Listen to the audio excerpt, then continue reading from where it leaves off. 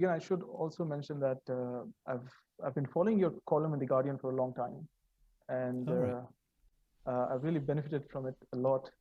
Uh, I've also followed up a lot of your book recommendations, almost Oh, on an yearly basis. So wow. I mean, so Okay. you've got some book recommendations on fivebooks.com. So I've read, every year I read at least 3 out of 5 books that you suggest. So Oh, I'm glad to hear that. Thank you. right, That's thank you. I'm flattered. Thank you. Yeah. Right. I think, I mean, just to name a few, I think you're the first one from where I heard about David Bentley Hart. Oh, yeah, The that one could be book the case. all Yeah. the one book all atheists should read, the one theology book, right? And Yes, yes. and last year I had the opportunity to interview Beverly Clark, whom you also recommended, by the way. Oh, yes, the book How to about Be a Failure. failure. Yes, Yeah, yeah, yeah. that was really good. And David Brooks' book Um, was really good. So I mean, the whole lot of books I got to know through your column and through your recommendations. Thank you. oh, that's cool. Well, thank you. It's nice Right, to know that I'm not just like sending them out into the ether, you know. So, right, right. Of course. yeah. So let's start things off by a formal introduction of yourself. Okay. So Oliver Burkeman is the author of The Antidote, Happiness for People Who Can't Stand Positive Thinking. And for many years, he wrote a popular column on psychology for The Guardian entitled, This Column Will Change Your Life. And as I mentioned, it has changed mine, or at least inspired me on many occasions. His work has also appeared in the New York Times, Wall Street Journal, Psychologies, and New Philosopher. He has a devoted following for his writing on productivity, mortality, the power of limits, and building a meaningful life in an age of bewilderment. I don't think that undersells it in any way, because Trying to think where that bio comes from. I think it's from the most yeah, recent book, isn't it? It's on it's the in this book, jacket. Yes, right? exactly. Yeah, Got yeah, it. it's Yeah, here, yeah. right. No, I think that's really the kind of work that you're doing is really necessary or essential work for us in terms of course, these issues, these problems that we have in life, as well as navigating through the murky waters of the popular self-help kind of literature on those things, which tends to, problematize things and which is not helpful at all Yeah. in many occasions. So, in that sense, your work is uh, a good guide or a guidepost. Right. Right. Thank you. Yes, I mean, I Yeah. suppose it's I don't want to. Uh, one doesn't want to dismiss that whole sector because Of course. the Yeah. things that it deals with are so important, and then yes, as you say, there's quite a lot of um, nonsense that needs wading through in order Right. to find those good bits. So I've enjoyed sort of being on that journey. Yeah, yeah. Yeah. No, I think from my own personal experience, self-help initially when I first encountered it, of course, has been more destructive than helpful in terms of Right, it made me unlearn a lot of things which I knew intuitively, a lot of right. intuitive wisdom and all that. So it's really important to deconstruct some of these problematic ideas. Yeah, that's interesting. Right. Unlearning things that actually you could just have been. Right. They're probably twice as beneficial to you now that you've had to unlearn them and then relearn them, but all the same. Right. Yeah, Of course. yeah. Yeah. Right. Which is a good way of, getting to Brian Tracy's book, Master Your Time, Master Your Life. Now, what's the problem with that, Oliver? Well, I feel a little bit bad singling him out, although Right. Right. he can take it. He's like a superstar of time management and productivity world. So increasingly, I try to only like make fun of people who are whose stature is so great that they don't care if someone like me is making fun of them. But that the title of that book, Master Your Time, Master Your Life, just struck me as perhaps inadvertently so it really epitomizes what I think can be a problem with how we interact with time, and that might in some ways be the fundamental flaw in how we often relate to time, which is this idea that we can ever dominate it, master it, conquer it in a certain way. In a certain way, and this is part of what Brian Tracy means, I know, of course you can master your time. You can keep comprehensive lists of all the things that are on your plate. You can make an effort to plan your day. All these things, sure, absolutely. But I think what a lot of us are looking for, maybe unconsciously, is this sense of like total security with respect to time. This idea that like we might one day feel like anything that happens, we'll be able to cope. Any number of emails we get, we'll be able to handle them. Any challenges, we'll be able to, and we'll just be sort of like the air traffic controller, over life. And that, I think, is a very detrimental quest, because it isn't possible, and we sort of bend ourselves into all sorts of shapes and give ourselves all sorts of troubles trying to achieve that kind of domination over time. Yeah. So essentially, time or life isn't the kind of thing that you try to master, or that you can ultimately master. Right. I mean, obviously, once again, it does depend on what you mean by master. But Right. what I mean, and what I think people do feel like, they feel some version of, my life isn't in full working order yet, but with a bit more discipline and a few more months and the right system, I'm gonna have everything in working order. Or they feel like, there are these 3 or 4 things that are most important to me to do with my life, and I know what they are, and I haven't got around to them yet, but just as soon as I can sort of get all this other stuff out of the way, then I'm going to get to this time. Or, there's many different versions of it, but they all have in common, I think, this idea that like one day your relationship with time is going to be one where like you have the upper hand, and you sort of don't need to feel uncertainty, or you don't need to feel that there are more things that you want to do than you have time to do, and you don't need to feel all those things. And I sort of want to say, in a way, I agree you don't need to feel them, but the way to not feel them is to accept that situation wholeheartedly, rather than to be in this, to accept that there are always going to be too much to do, that you can never know what's coming next, that uncertainty is baked in, because the alternative is not possible. And I guess, just to get sort of Freudian or psychoanalytic about it all, ultimately the desire to not be bound by time in that way is just the desire not to want to die, and not to want to be mortal. And so, yeah, I mean, it would be nice to not have to die, and an alternative, since we know intellectually that that's not possible, is to become so efficient and so sort of optimized that you can do an infinite amount with your limited time. That's sort of, in a way, that's like a proxy for becoming immortal, Right. That's interesting. I think the idea that we generally hear that live a certain life so that on your deathbed you basically have no regrets. I think that's really more about choosing not to regret over things which you consciously have chosen not to do. So that's more of a choice, rather than actually having done everything that you wanted to do, or having done more than what was possible, right? Yeah, that's a really good way of putting it. I haven't really quite thought about it in those terms, but yes, I mean, you can. I think it is possible to spend your life in a way that you will then regret spending it, like, as in you should have spent it differently. But almost more important than that is this idea that, like, the nature of being finite and having finite time, especially in the modern world, is such that you are definitely going to fail to do most of the things you could have done.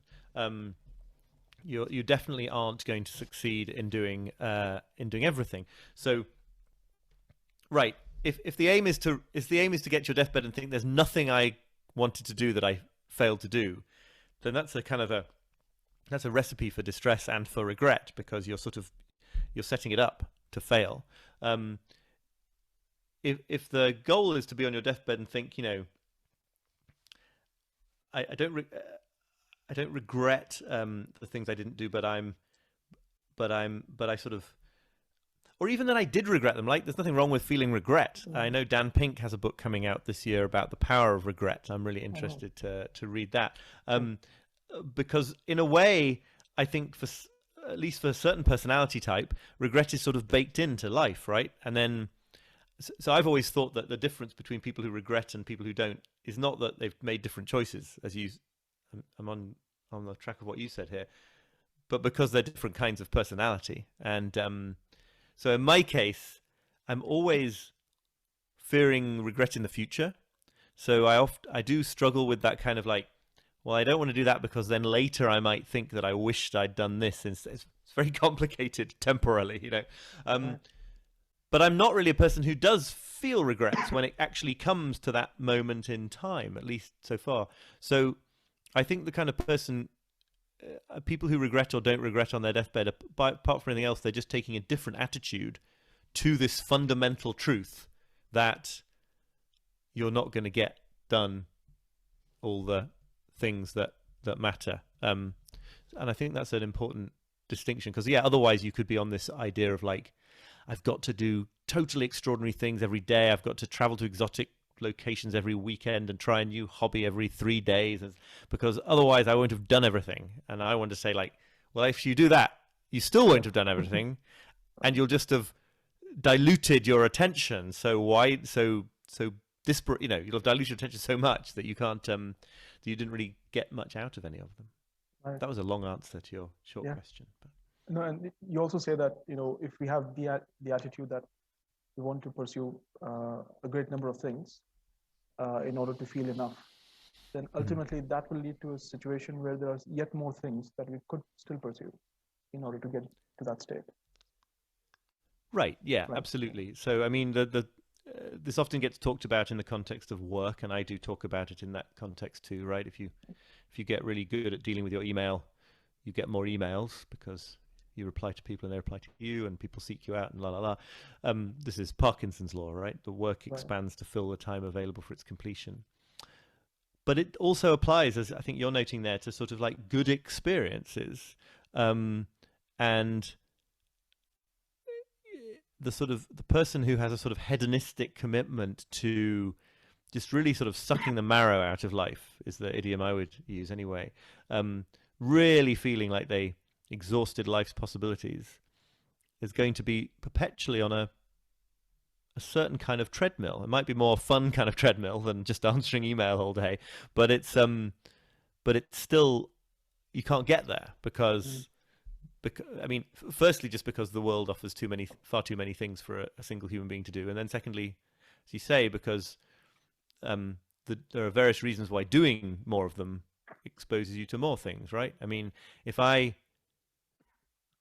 never get, I'm trying to think of a good example here, but like if I never get to travel to Africa, then it's all just a sort of a closed door to me. But if I travel once to Kenya and get a sense of the continent, and I fly over it and I meet people from nearby places, and I spend 3 days on a safari, but then I realize you could do that for a month. Suddenly there's like 25,000 more interesting things to be doing on that continent that didn't even occur to me when my ambitions were lower. Yeah.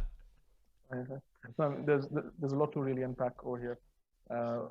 One thing which I'm recollecting is the psychoanalyst Adam Phillips says this about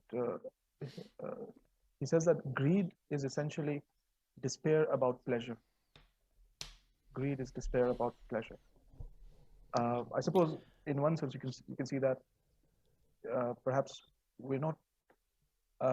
What is driving greed is a sort of unsatisfied or dissatisfaction with present pleasure that you're currently enjoying, and if you're in that state of mind, then you'll perpetually be in that state of mind and on that perpetual treadmill, and you won't reach a state where you are contented with what you have. Yeah, almost everything Adam Phillips writes are these kind of like thought bombs that I feel like you could interpret in so many different ways, and they're really sort of fertile or something. But yeah, I think that's one interpretation of that. The thing it makes me think about is it's a despair about the sort of tragedy of the human situation with respect to desire, right? Which is that which is that desire is unstoppable, and the capacity to sort of fulfill your desires is limited by your finitude and all sorts of limitations. So, you know, in a sense, a person who's greedy for experience, possibly the experience of eating lots of food, but that's just the sort of canonical example, right? You could be greedy for anything, greedy for money, but greedy for like experience, greedy for good things like friendships or whatever. It feels like that person is trying in a sort of very human and very understandable, but ultimately kind of pitiful way to throw their arms right around reality and right around the world and to sort of experience everything. And you can't. It's like there's something pathetic about that sight, because about that idea, because it's just like it's baked in that we won't get there. Anyway, yeah, it's fascinating. I love that line. Right.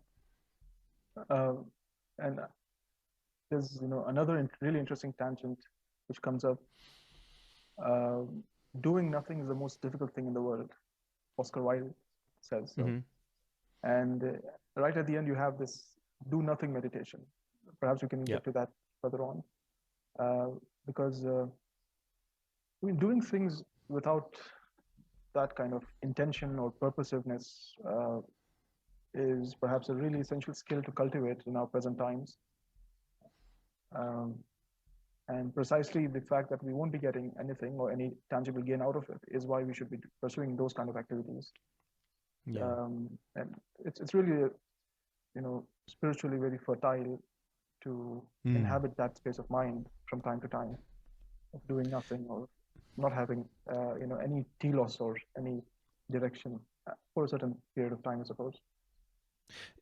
Yeah. And I mean, one thing that occurs to me about that is, you're absolutely right, and I call it doing nothing as well in the book, but it's only, as I also try to explain, like it's only doing nothing by a certain definition of what counts as something, right? So sometimes it helps people understand this a bit more, I think, if you can sort of unpack it this way and say, like sitting still in a room, like smelling the flowers on the table or idly thinking about what you did in the morning or drinking a cup of tea, like it's only doing nothing by the standards of these sort of instrumental standards that say that if you're not getting somewhere, improving at something, accumulating something for the future, then you're not doing anything, and it's only sort of a waste by those standards. So yeah, it's a very subversive. I think that sort of solves that paradox in a way of like nothing is harder to do than nothing, because really it's really hard to do because it isn't nothing. It's just it's a kind of something that every single cultural pressure and sort of psychologically conditioned pressure and maybe evolutionary pressure, every single pressure on us pushes in the other direction. So it's hard. Yeah.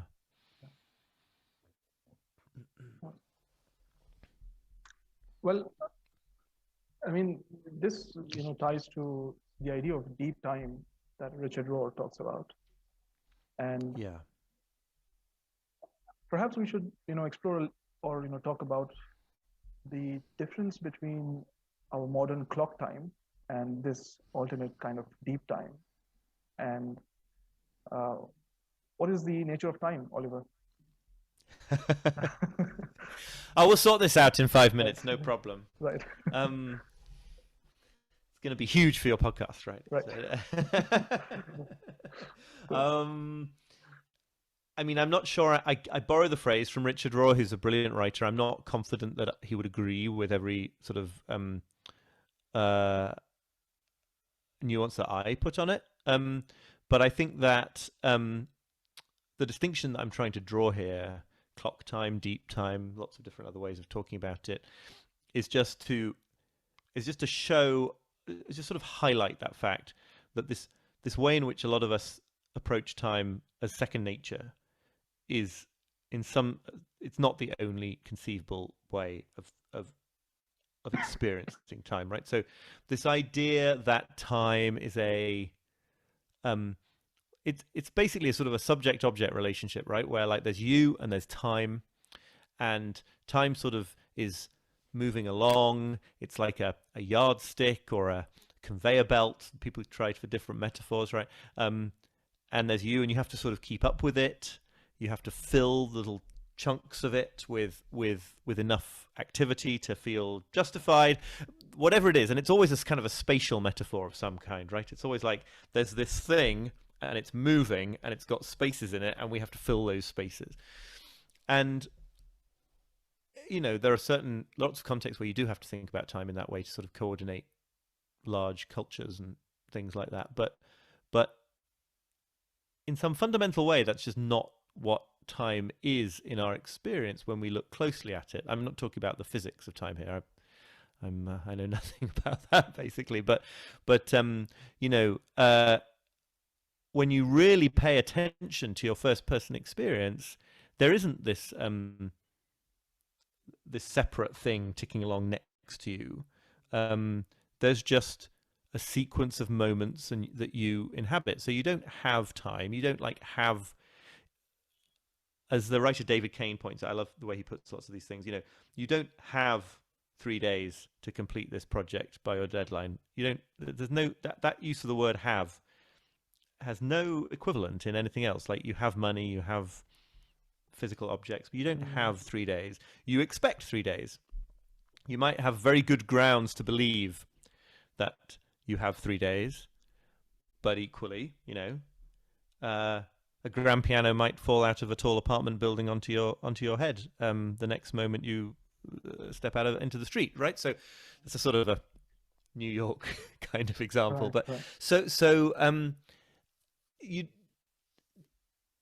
So the argument really is just that like we perpetually sort of drive ourselves a little bit insane by expecting something of time that it can't ever give, which is this sort of controllability, this idea that it's separate and we can save it, or we're going to get a certain amount of it to do something. And deep time, to come back to actually answering your question, I take to be just a label for the opposite, the experience that we have all had sometimes in certain kinds of spiritual settings, or in sort of certain kinds of natural landscapes, or being present in the company of a newborn baby, all sorts of things like this where time does seem to stop.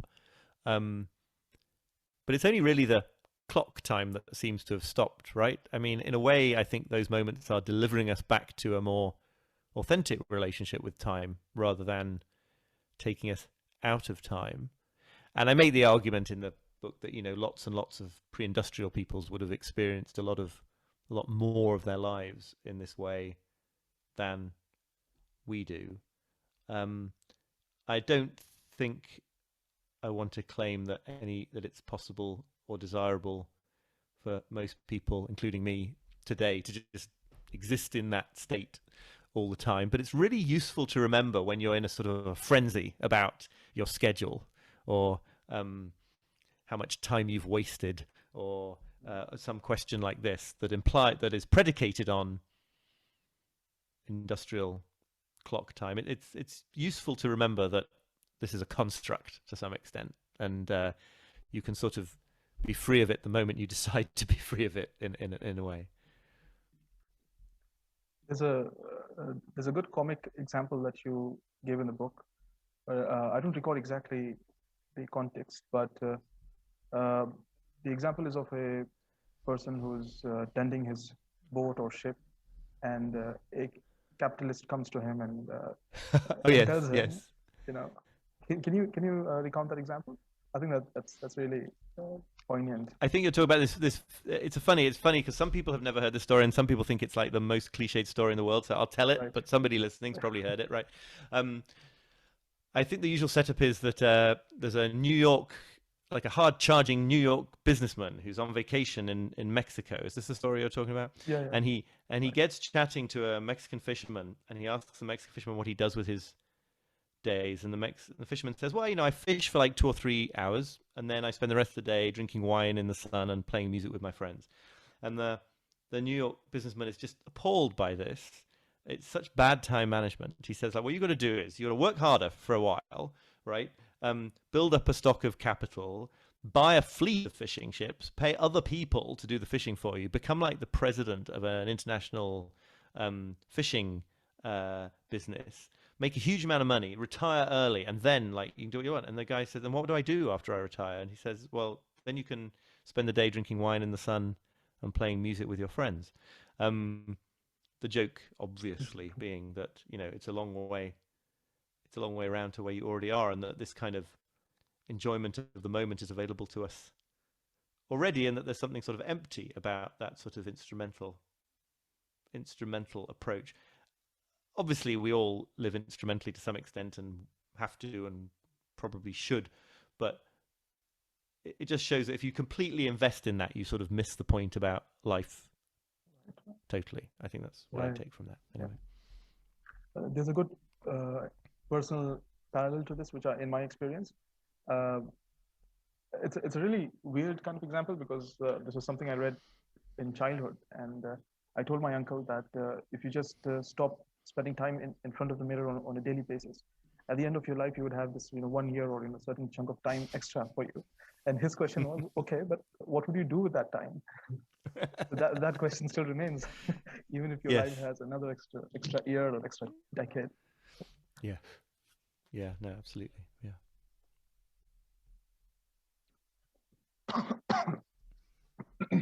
Well, I mean, I'm really tempted to push further on the nature of time itself. Perhaps we should just touch on a bit more briefly before moving on to something else. Of course, you invoke Heidegger's sense of time. In one sense, in a really simplistic sense, time is life. Yeah. And there's of course a really brilliant quote by Borges, "I am time," and that poem, right? Yeah, no, absolutely. That's that. Yeah. Shall I talk a bit about, or did you have a specific? Of course. Yeah. No, I mean, I think this one notion about being time is really ultimately the sort of key to all of this, and it's there in that beautiful Borges quote that you mentioned. It's my interpretation of Heidegger. I think on the one hand, I'm not a professional philosopher, academic philosopher. On the other hand, I think like in some ways anything goes when it comes to Heidegger, because interpreting his meaning is sufficiently difficult that my interpretation is as valid as anybody's. And I've also been really interested since the book was published to see the parallels with one of the founders of Zen Buddhism, Dogen, who had a concept that translates, I think, as being time. And in a way, I wish I could have relied on him more than Heidegger, because Heidegger was spectacularly politically problematic in ways that he wasn't. Literally a member of the Nazi Party. No. So ideally, one wouldn't rely on him as a source in one's writing. Right. But it all comes. It seems to me to all come back to this same fundamental idea of like what is thrown up just in the instant that you contemplate the thought that you are time. Like, almost don't think about it too hard. Almost don't try to intellectualize it. But just what is jolted loose in the moment that you think like, oh, what if we are time?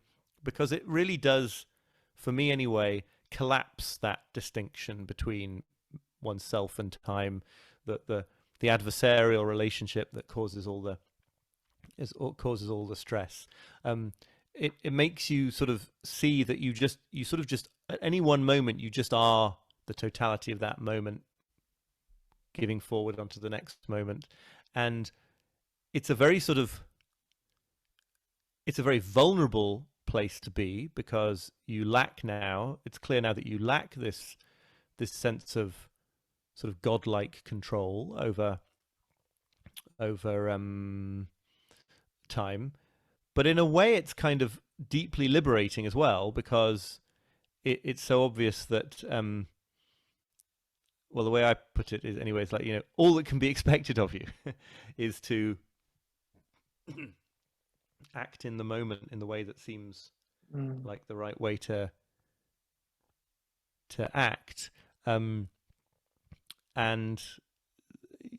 you know, the flip side of not being able to have a certain kind of control over time, the wonderful flip side is that if you're not able to have it, then you don't need to struggle to achieve it, and you don't need to sort of beat yourself up for not being able to achieve it. And so there is a kind of a deep sort of relaxing into reality that comes for me in that idea.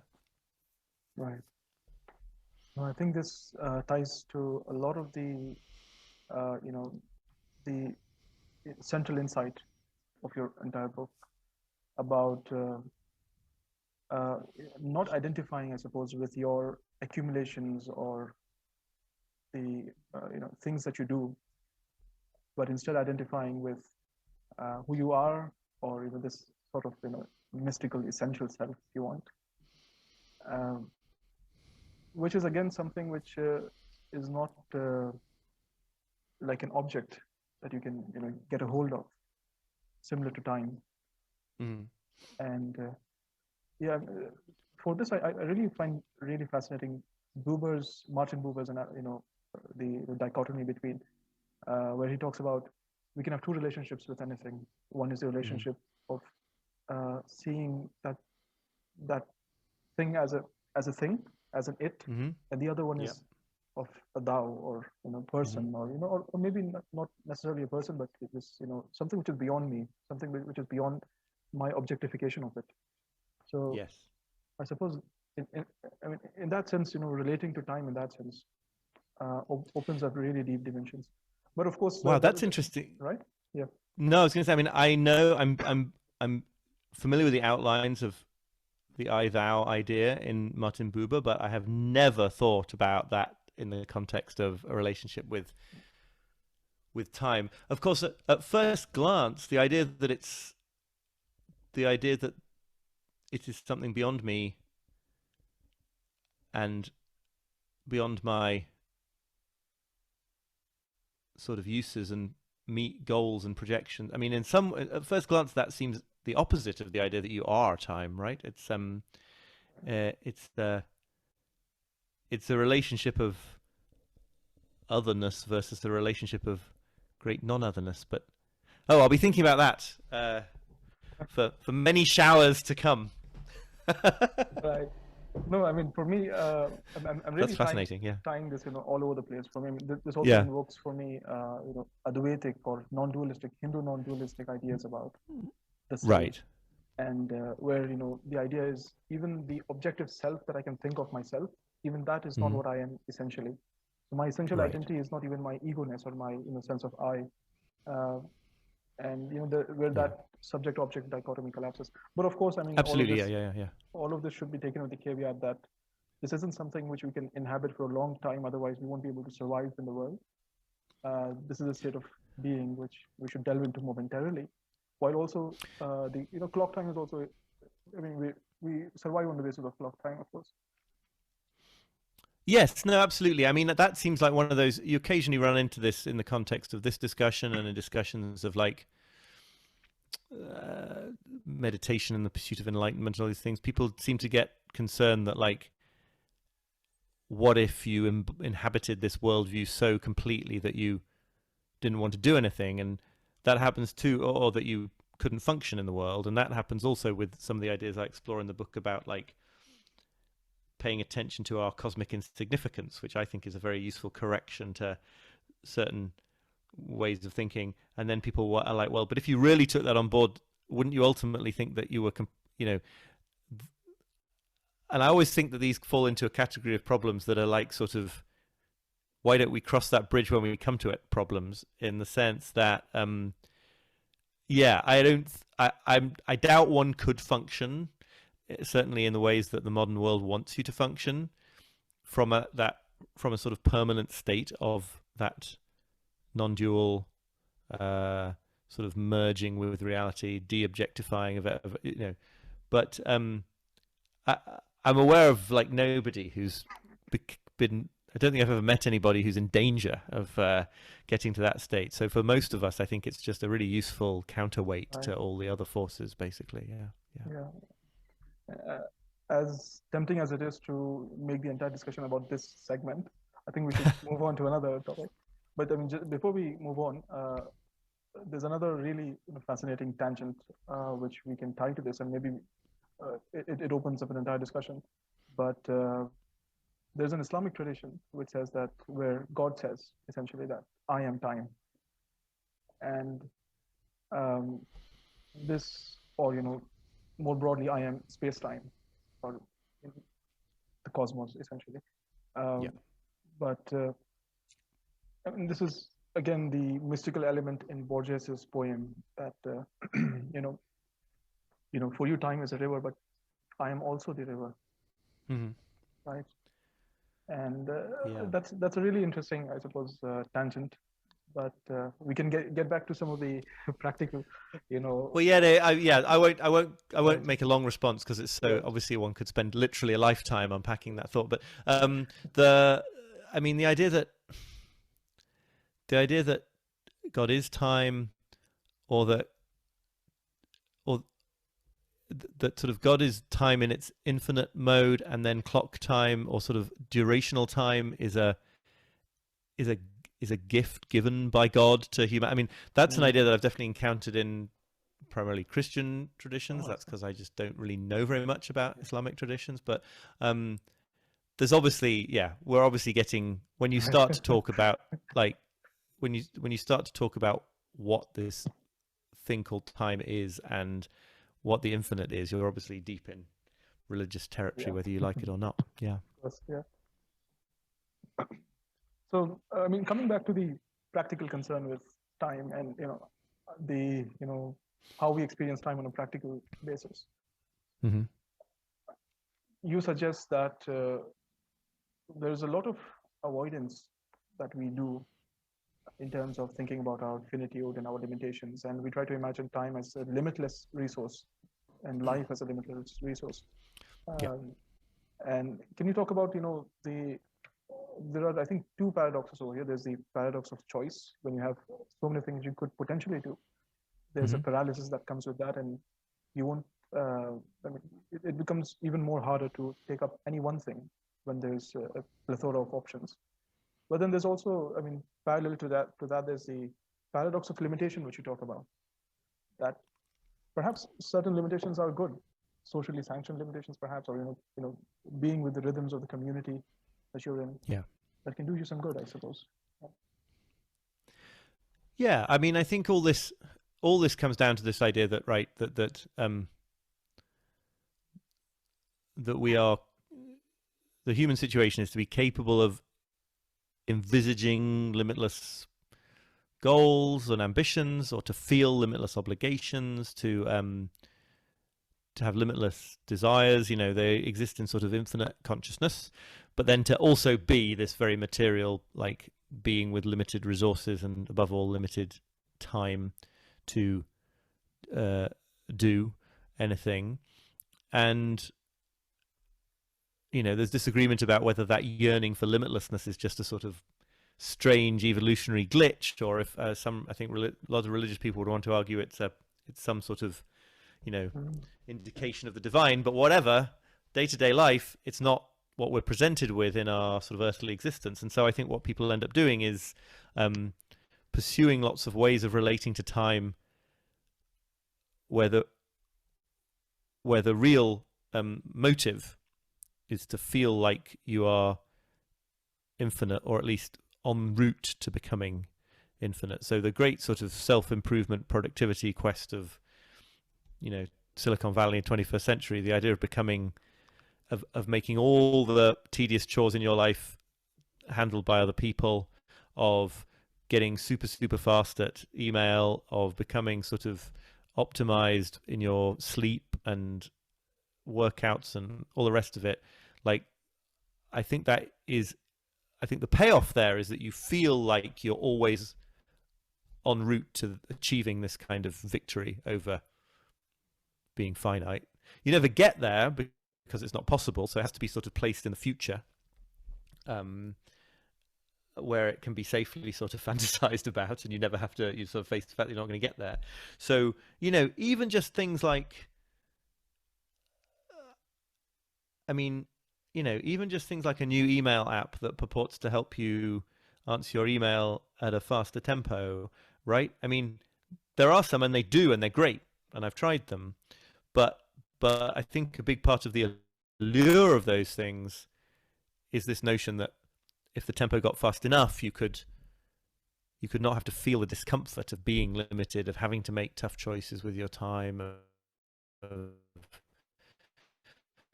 of not being able to, and you know, it's an irony that's sort of baked into this, that in fact, if you increase the tempo at which you're answering email, of course you're just going to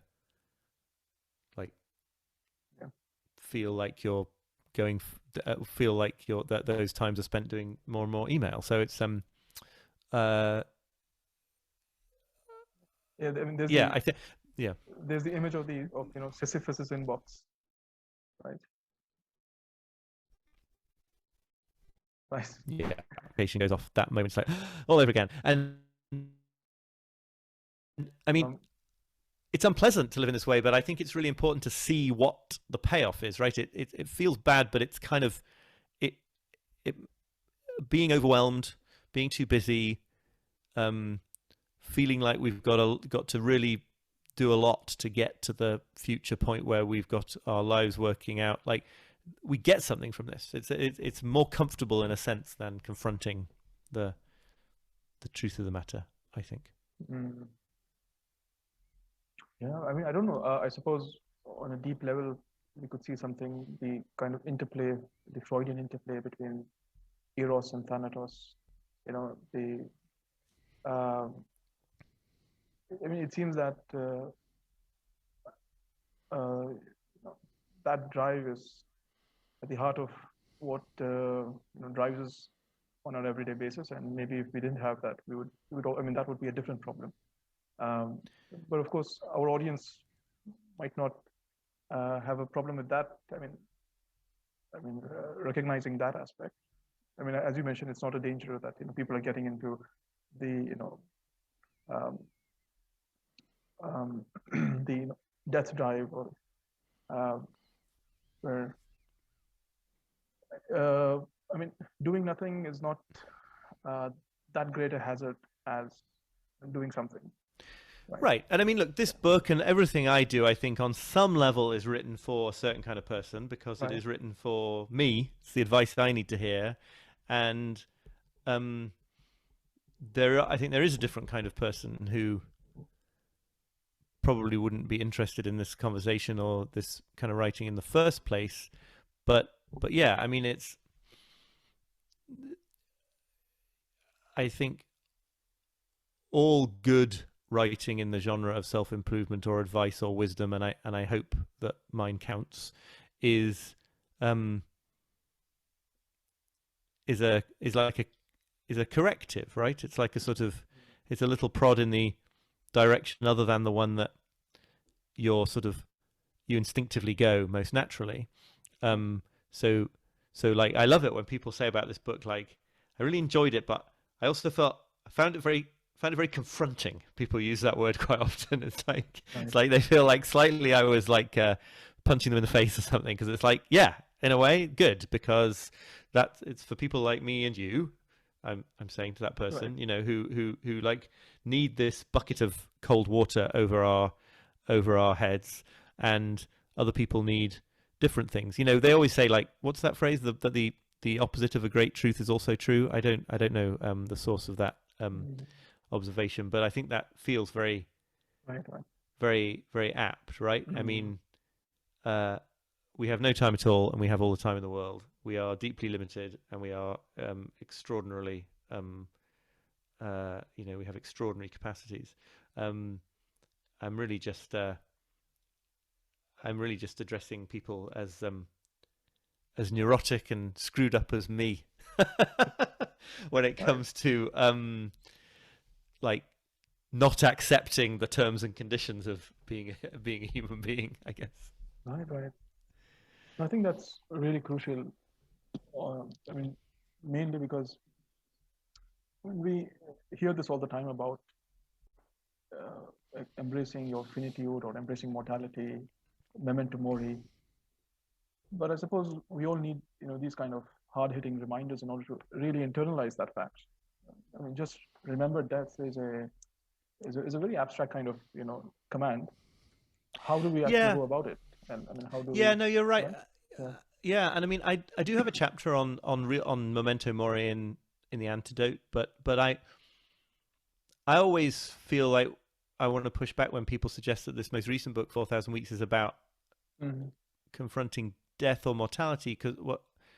Firstly, because it makes me feel hypocritical because I don't think I am particularly close to accepting my mortality compared to anybody else. But also, it's like, yeah, it's not about death and dying. There are great books on that topic, but it's not about Right. it's not about the end of life. It's about the one of the ramifications of the end of life. Well, one of the ramifications of the fact that there is an end of life, which is our finitude. But our finitude is experienced in every moment, right? So I really want to. I want to say, like, when you get distracted, to give one example, right? When you get distracted from the sort of important piece of work you're doing in order to hang around on social media, because actually you don't like feeling limited by the confrontation with the work. You want to feel unlimited and float off through cyberspace, because doing hard work really brings you up against the limits of your time and your talents and your control. Like I think the antidote to that, the solution to that, is to face your limitation and to feel that discomfort. Not particularly to like start thinking about tombstones or like the hour of your death or what people will say at your funeral. It's not like, oh, you're going to die, so you better really buckle down to it. It's more like the fact that we die creates this fact of finitude. That means that things are at stake in every moment, because the moment doesn't come again, because you can't live multiple lives. And that's why and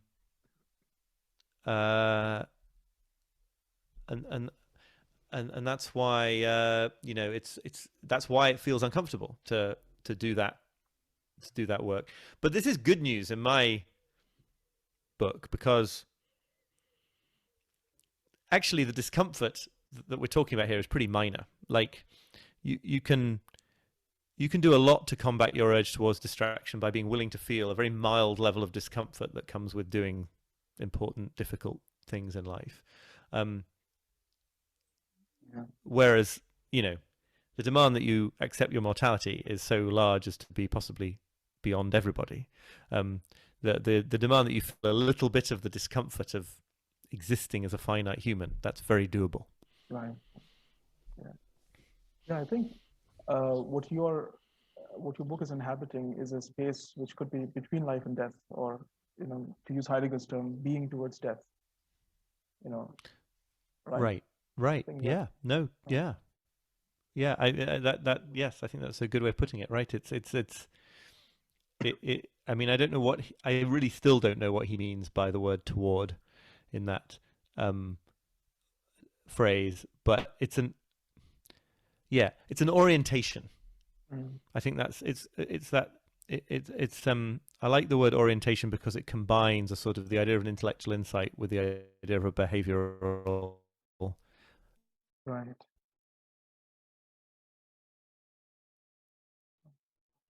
situation in which you find yourself, that sort of has in the back of its mind or something, the fact of death. Yeah.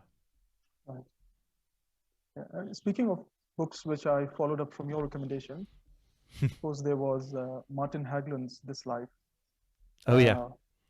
And of course, I think that this is another really important idea in the book, which you mentioned, that the idea that this is it, this is what we have, and this is not a dress rehearsal. We're not doing this so that in a in an in a in the future we will actually be living, or we will actually be living our life or enjoying our life or doing what we really want.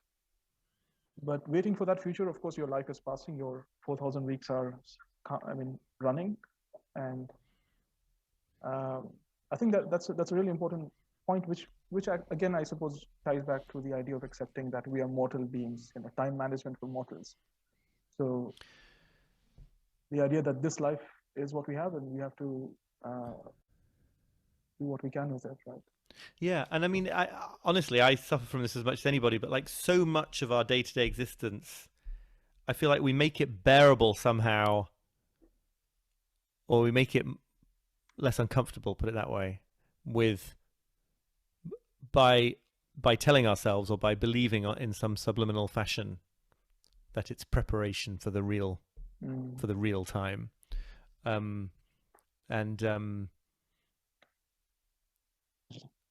Yeah, I think there's a great line from John Tarrant, the American Buddhist teacher, who says like the whole of human suffering comes down to the thought like this isn't it, and the whole possibility for liberation and freedom in life is in the question like what if this is it. And you can sort of talk about that and think about that for hours, but I think that really it's really powerful to catch a glimpse of how you have been unconsciously treating life as a dress rehearsal. Yeah. And I think I still do it to some extent. Right. And it's probably easier to do when you're younger and gets harder as you get older, but it's very powerful. Yeah. I mean, right at the beginning, you have this quote by Joko Beck that what makes it unbearable is your mistaken belief that it can be cured. Yes. Right. I mean, I think that sort of gets to something very fundamental here, doesn't it? It's like this is all about treating life as a problem to be solved and then being very stressed about the fact that you don't seem to be able to solve it. And if you instead understand see how that doesn't make any sense, that we have ceaseless problems in life, but that life itself isn't something that needs to be solved. It just is. Then, yeah, I think that accounts for an awful lot of the suffering that we experience. Yeah. Because you always have these two layers, right? You have the problem that you're experiencing, and then the idea that you should not be experiencing it because someday you're supposed to be getting to the point where you don't have any problems and you've solved life. And it gets worse as you get older because you're like, well, if it hasn't happened by now, like when you're 20, you can tell yourself it's just going to happen when I'm 25 or 30. But by the time you're in your mid-40s like me, you've got to be like, hold on. This time when I have no problems, it doesn't show any signs of ever coming. Yeah.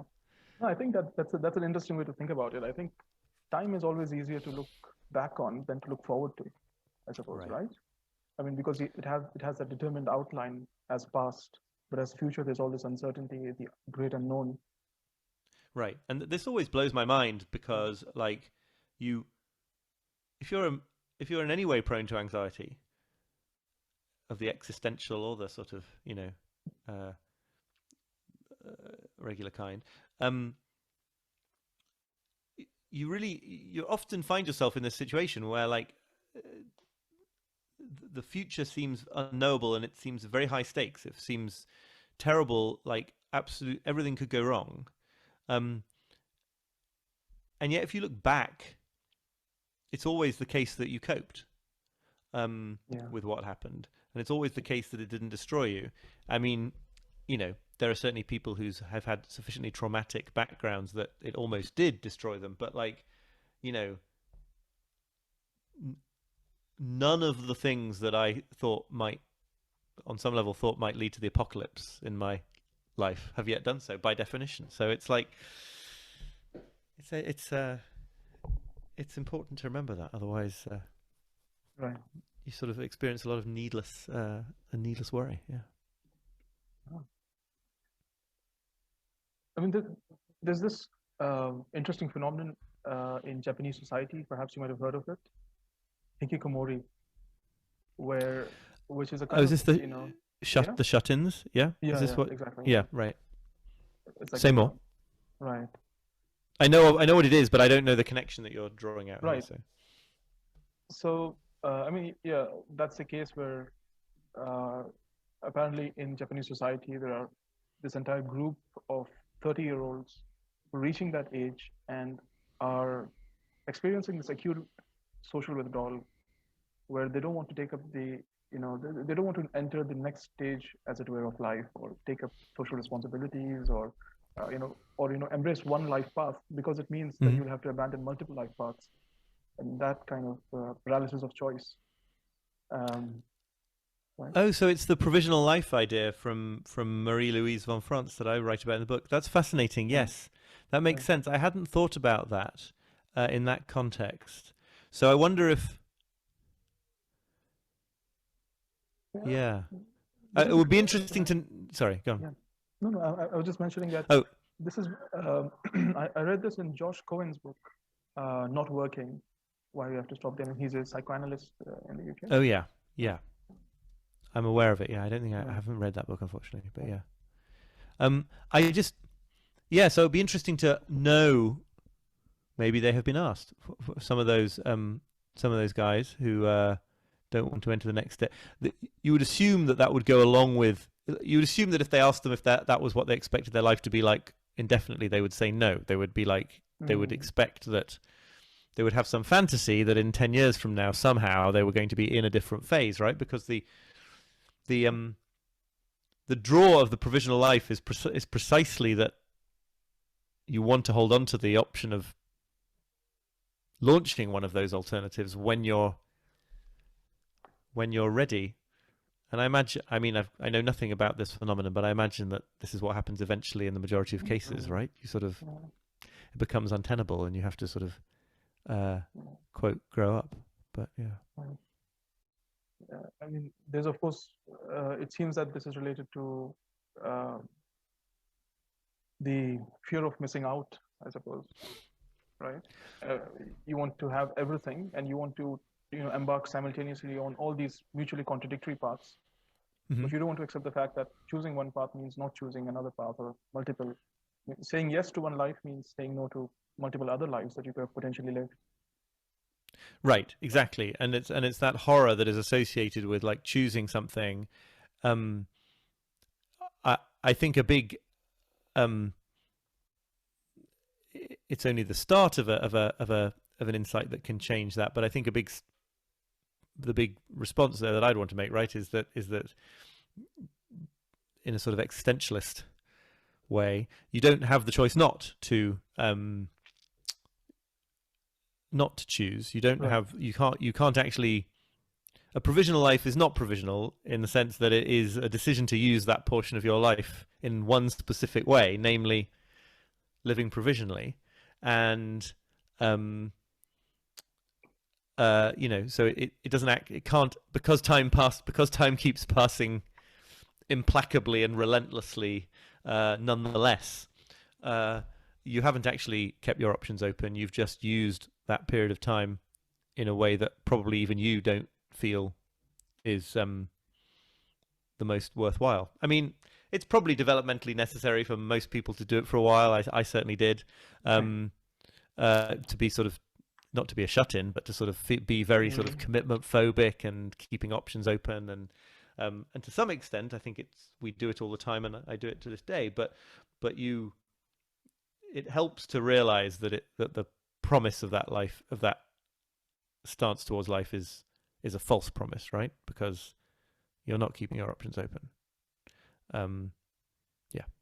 I think we're nearing our time, so if we can, in conclusion, we can perhaps touch upon a few more practical suggestions which you have in the book. Of course, you say that,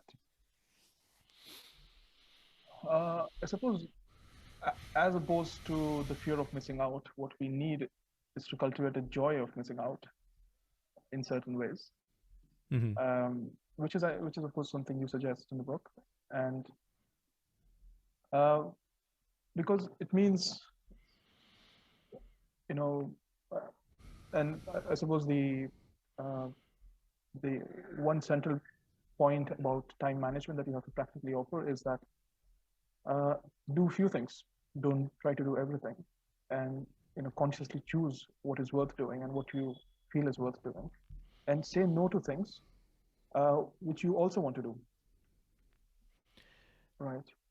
Yeah, right. I mean, it's hard, but I'm just, yes, Right. the point there is simply that like you're going to have to, because Right. there is this kind of backdoor in a lot of the sort of self-help literature about saying no.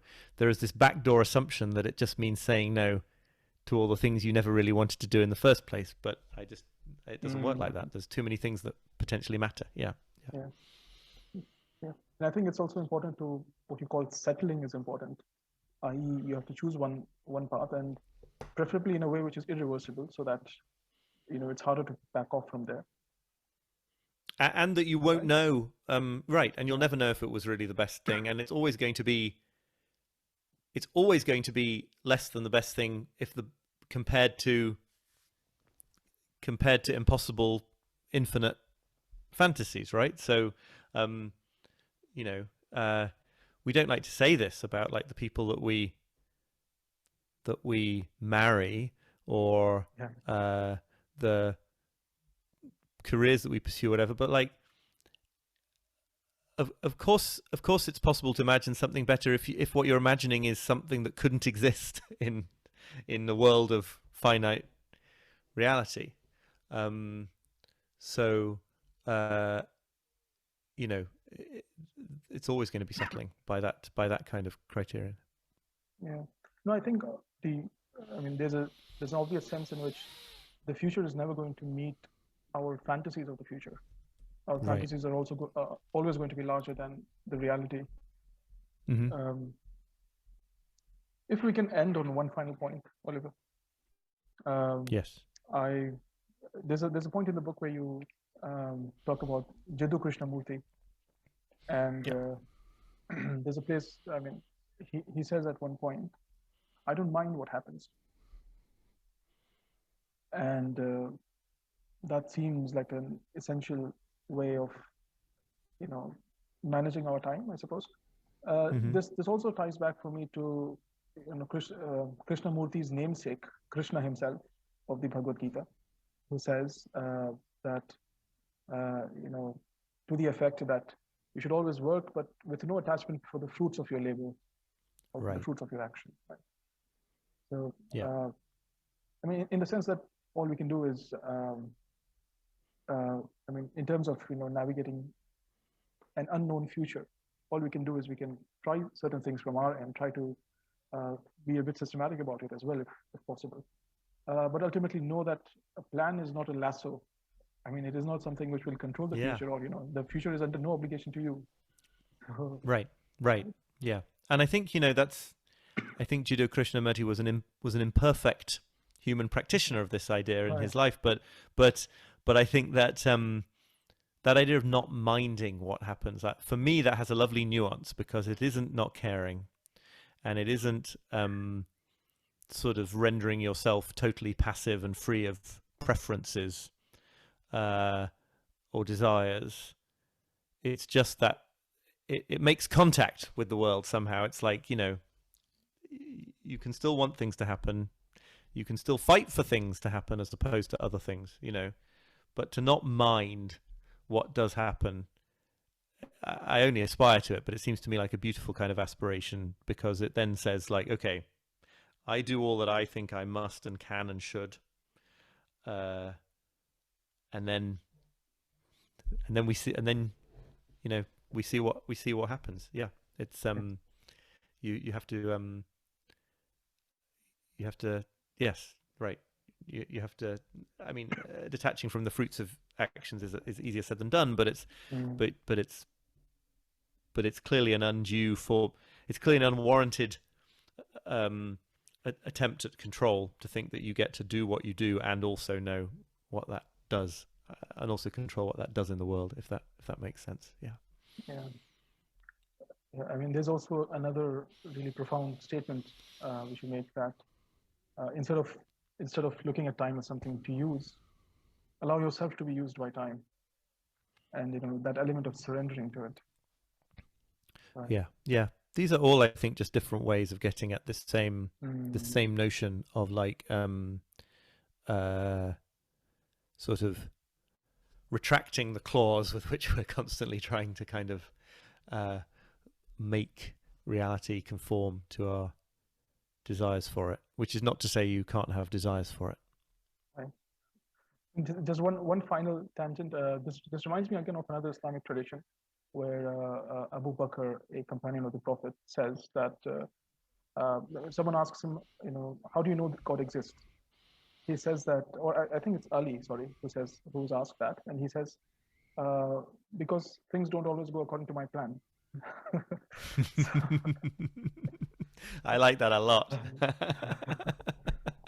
think that's interesting. I've heard similar sentiments in many different traditions, but yeah, I haven't heard that specific one, and I like. Right. That. Yeah. Sorry, I lost you for a second there. Yeah. Oh, okay. Yeah. Well, Oliver, this has been lovely. Thank you for your generous time, and thank you for the brilliant conversation. Thank you so much. It's been a pleasure. I really enjoyed it. Thank you.